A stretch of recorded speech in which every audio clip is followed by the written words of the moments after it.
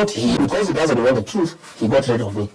He doesn't want the truth. So got rid of you because of I told him the truth. I told him finance bill, it cannot work. I said, stop abduction, Mr. President. Stop killing young people. So the issue was not like you're planning to kill him. See, the story is you're planning to kill him. You know the alliance that he would give. How would you kill a president?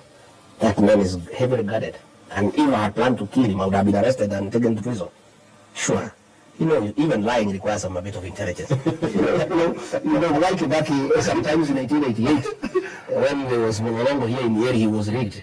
And he said even the rigging requires a bit of intelligence. Yeah. Please, William Ruto, even lying requires some little bit of intelligence. You know, don't just lie to Kenyans when they can see you are lying to them. How do you lie when you are with a visiting president? On TV, you lie to the people of Kenya. Looking at them without blinking. That all the people who have been abducted have been related with their families when you know it's a lie. You know? You think he knows that he's lying sometimes? No, he knows. I think what has happened, by the way, William Ruto has lied so much that he believes in his own lies. You know, sometimes I even wonder whether his real name is William Ruto. Sometimes I have no doubt. Is he really William Ruto? Because, you know, these lies are just too much.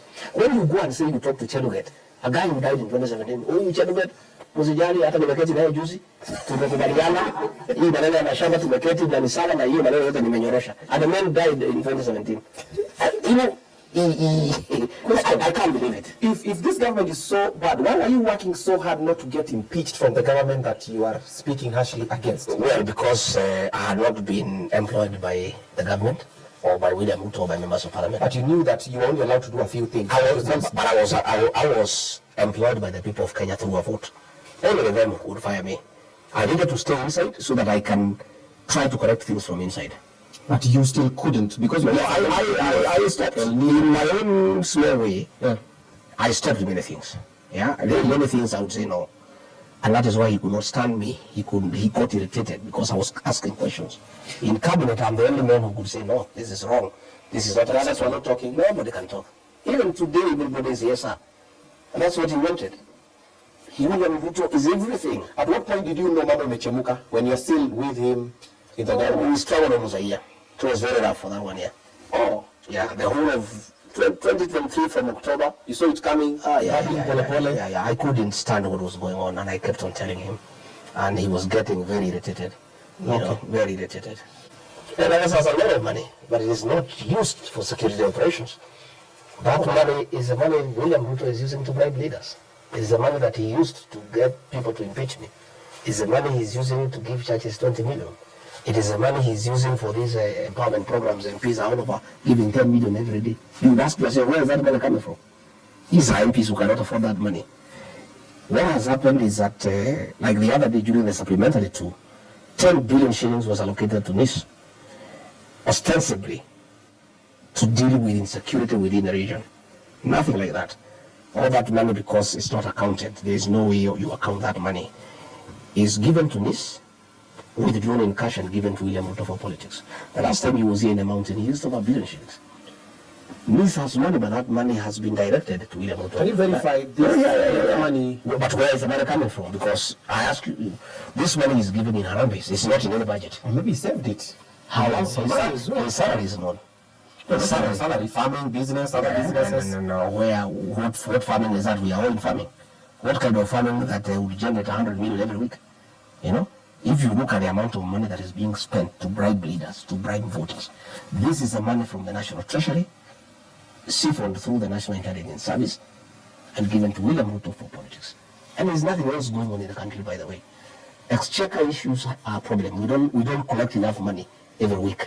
So whatever money that is available is given priority to the National Intelligence Service. That money is given to William Ruto for politics. And I can tell you, that is why you find pending bills are not being paid. Today, as we speak, teachers are suffering in schools. They have money for capitation has not been released. You know, teachers, the head teachers cannot pay for supplies. They are almost being auctioned. Help, university students at home. Health is not working. Yet, William Ruto is busy with his principal assistant and his MPs in Harambes every day, 20 million, 30 million. This is the money that is the taxpayers' money that is being channeled through the National Intelligence Service to the president, and this is the money that is being used to do politics. The president is busy making deals and making money. He has no time to verify intelligence and to find out what is happening in the country. So he is a consumer of what Haji gives him, and he likes it that way because it's easier. He gets a report, he reads and says it's okay. But you can see, how embarrassing it is. When abductions started, and we told him the abductions, he asked Haji, he said there are no abductions. The president went and said there are no abductions. When everybody knew abductions are taking place, and there were videos showing people being abducted, he was told by nobody there are no abductions. He said, fine. He went on another day, he said, we'll stop the abductions. So people asked, if you will stop them, who will you stop? It means you know they were going on. The other day, there was a president of a certain country that came, I think last week. And in one of the questions he was asked about the abduction, he said, no, everybody who was abducted has been related with the family, yet many people have disappeared. This president is clueless. He's so embarrassing to the country because he's the president of the country. He's supposed to be so authoritative, yet he is lying to the people of Kenya in broad daylight. And he said that all these people have been related to their families, yet there are so many people who are missing. There are so many others who are dead. So these ones who are dead, and I was asking, probably the dead ones, he has revived them and he related them with the families. And probably he has that capacity because the other day in Narok, he said he has talked to somebody who died in 2017. So probably, in the same way he talked to the guy who died in 2017, probably he has had a conversation with the agencies who were killed, he has revived them and he related them. We are very embarrassed as a country. There's a story that the title deed for the office of the president is missing. You saw the story? I saw the story. I wouldn't be surprised. I wouldn't be surprised. These people have appetite for land and buildings. Serious appetite. And I don't even know how much land they want. The other day they took land for IDPs in Davibi. The president has taken over. He's now growing wheat in that farm. That farm was for IDPs. Like the president is growing his he has taken over that land in Davibi. 5,000 acres, land that was meant for IDPs. He has grabbed it by force. And nobody can ask any question. If you go to that area in Narok, the land would be like 6,000 acres. Where 5 people were shot dead the other day. He has taken that land. It's in public domain. We have the information. Land from his own kinsmen, the Kipsigis. He's taken that land. But my question is, here I have only 3 acres. Is even too much the land that I have here? What does he want to do with all this land? There is a serious appetite for public land, to when they refused to bring it to the cabinet subcommittee that I chaired. Okay. And he said, it was taken direct to the cabinet without coming through the cabinet committee that I chaired. Okay. And he gave a direct approval without discussion, so we just regularized it in cabinet. And nobody could speak. Was it a legit deal though? Of course not. It was pure theft of public funds. So they were actually selling the airport?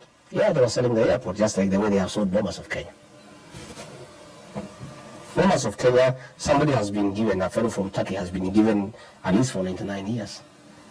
And they are also using government money from the tourism fund to give to the guy to improve the facility. Lease it to somebody, then use government funds and give to the guy. It's pure theft. Kenya now is a criminal enterprise. In fact, State House is a sin of crime. For practical purposes. Hii ni serikali tu ukora na biashara. And I can tell you, in another 2 years, if things go the way they are going, there will be no country. What is the country? Oh, we'll sell everything. The government, the administration of William Ruto is led by William Ruto, implemented by William Ruto, oversighted by William Ruto. Everything revolves around him. We're just there. Okay. And, nothing anybody can do. That is why you find out of the 22 ministers who were appointed in the first government, 13 have been shown the door, yet nothing has changed. Because they are not a problem. The problem is one, the common denominator. Because how do you explain? Deputy President removed, replaced, nothing has changed. Attorney General removed, nothing has changed. Minister for Internal Security changed, nothing has changed. Minister for Finance changed, nothing has changed. Minister for Health changed 3 times, the health system was still not working. How do you explain what is Kenya's problem? Because if the Susan Akumisha was the problem in the Ministry of Health, when she was changed and Deborah brought, they would have been changed. Deborah has been changed and Aden Duale has been brought, nothing has changed. Yeah? Professor Ndolo was removed as Cabinet Secretary for National Treasury. John Buddy has been brought, nothing has changed. Yeah? Professor Kindiki left Interior. Kipchumba Murkomen has come. Crime is even worse. All these people who have been changed. It's a game of musical chairs. But the problem is not these ministers. The problem is the president, because he does everything in this country. Those ministers have said many times, and they are very apt, because they know it's the truth, but they don't want it to be said. They are mere flower girls. The president has more advisors than ministers. But the problem is the president advises the advisors on how to advise him. You know? So it's what you call a zero-sum game. You know? Nothing can change. And I want to tell you, my friend, my good brother. Yeah. I want to tell you today, and I want you to call me for another interview. Okay. Nothing will change in this country. It will get worse. William Ruto is very persuasive. He sold us a narrative that today, when we interrogate what we were doing and saying, we wonder whether we were mad. You know, sometimes you look back to the things that you did and said, and you really wonder whether you are in your right senses. And you know, some of us are very trusting. You know, we really believed this man and his narrative, and he sold it to us. You know, hook, bait, and sinker, and we bought it. And today, this country is in shit. You know, we are in a hole. Yeah, the country is almost collapsing. You know, we are in trouble with the international community. You have heard what the Americans are saying. We are in trouble with Sudan, with the DRC.